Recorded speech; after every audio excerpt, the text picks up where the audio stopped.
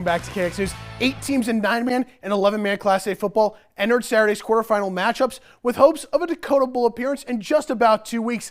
So let's dive into the action, starting with the final game of the day in Dickinson between Trinity and Killdeer. Opening drive, first play from scrimmage, Titans' Jace Kovash loads up the deep ball, and he'll connect with Jake Shobe, setting up first and goal. However, a couple plays later, second and goal handoff to Gage Glosser. He'll be spun around, and then he will be tripped up and brought down for a loss by the Cowboys defense. Next play, fourth down and goal. Kovash facing pressure. He's going to roll out, fade back, trying to keep the play alive, but his throw will go out of bounds. Cowboys defense stands tall, and it's a turnover on downs. However, next drive, third and goal for the Titans. Kovash rolls out, wide open, Jeremiah Jillick, touchdown. And it's 7-0 Titans as Trinity advances to the semifinals for the first time since 2018, beating Killdeer 35-13. Top seed Velva hosting Shiloh Christian at Dwayne Carlson Stadium. With Shiloh trailing by 8, Carter Seifert hands the ball off to Isaac Emmel, who runs it into the end zone for the Skyhawks' first score of the game. But the Aggies start to build a big lead. It'll be Ben Shep finding Trey Eigelhart wide open in the back of the end zone to make it 16-7 Aggies. And once again, we will go back to Eigelhart, who's making plays, but this time on defense, making a play on a deflection, picking off one of multiple Aggie interceptions in this one as the defending champs roll on to another semifinals appearance with a 44-14 win, setting up a 2022 rematch against Dickinson Trinity next week.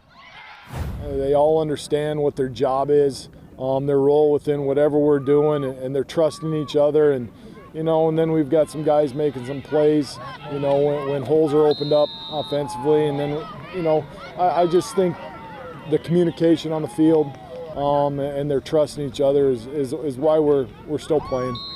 Other 11A scores, Kindred moves on with a big win in the quarterfinals, and Langdon sends the Squirrels of Central Cass packing. Those two teams meet out east next week in their semifinal matchup. Let's go to scores from the 9-man semifinals. North Prairie takes down the upset-minded Chargers of Nelson County. The Cougars play at West Hope in a playoff rematch next week. On the other half of the bracket, New Rockford stays alive, 24-18 win over Lemoore, and South Border hangs on to beat Edingar County by 4.